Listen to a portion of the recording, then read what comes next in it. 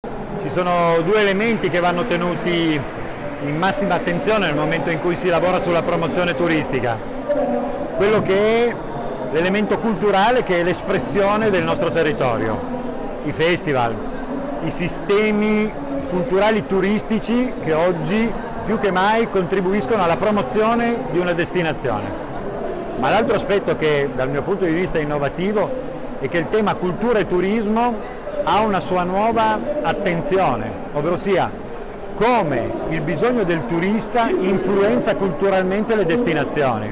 È un tema soprattutto che apre al mondo turistico una visione, perché tutto quello che dal punto di vista culturale viene prodotto non è solo più per il residente, ma è anche e soprattutto frutto della richiesta del nostro turista.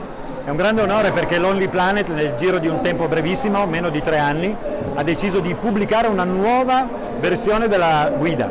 A noi interessa moltissimo questa visione di Lonely Planet perché per una volta, in maniera chiara, un editore sceglie di disintermediare quello che è il pensiero della destinazione. Non è la destinazione che parla di se stessa, ma è un autore esterno che racconta che cosa vede turisticamente della nostra destinazione. Questo è nella linea strategica della promozione turistica della Promoturismo FUG, perché nell'arco di questi anni abbiamo affidato ai nostri social ambassador la narrazione del nostro territorio per raccontare che cosa siamo in maniera autentica, autorevole e soprattutto attinente a quella che è la vita del territorio.